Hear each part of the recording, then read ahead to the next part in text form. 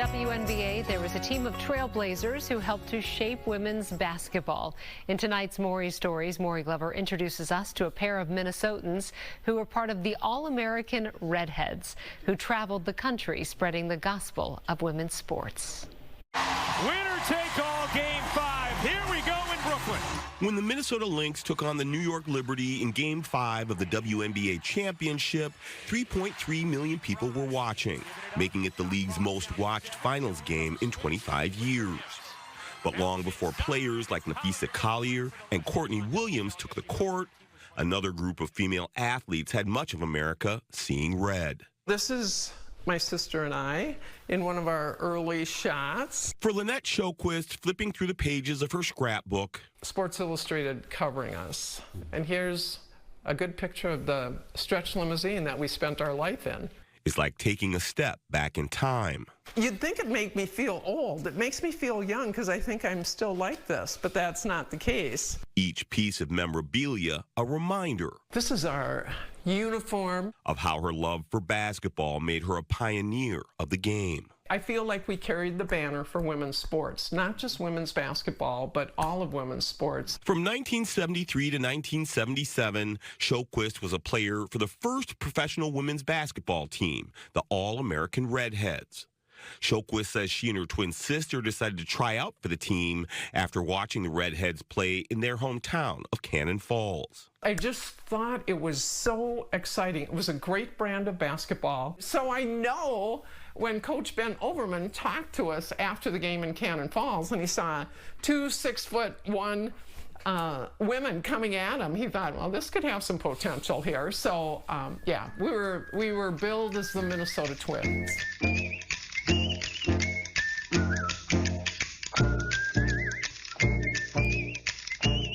For the next few years, Shoquist and the Redheads visited small and mid-sized towns across the country, playing men, mostly in teams made up of male faculty members of the local high school.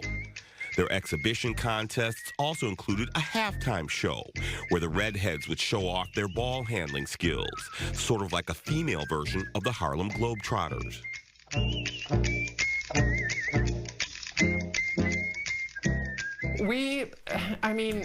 Sold out arenas as far as, gyms, how many people they could hold at the time. That's what we saw. It wasn't a difficult sell. The goal, certainly from the players' perspective, was to show people that women could play. Shoquist says the Redheads played 200 games a year in just about every state except Hawaii.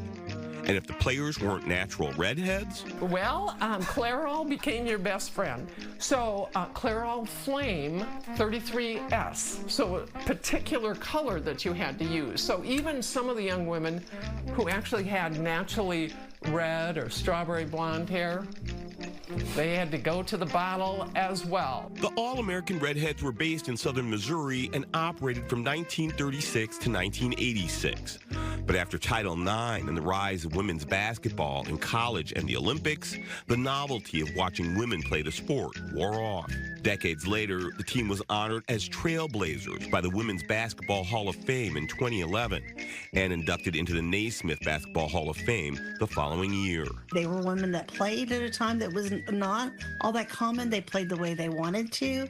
They had flashy costumes, they traveled, and they showed that they could do it. And I think they had a really good time doing it on top of that. This is the Barbie doll from the 60s. One of the gals actually made the uniform on the road while we were going from game to game. Diane Martinson also played for the Redheads for a couple of years in the late 70s. And these are some of the shots I had when I played. She believes she and her teammates showed the world women could play basketball at a high level and helped lay the groundwork for the WNBA. I do believe with all the traveling that those women did over the years, that we did make an impact. I feel we made an impact. But as proud as she is to be part of the past of women's basketball, she's even more excited for its future. I'm just so excited for where the game has come and where it's going.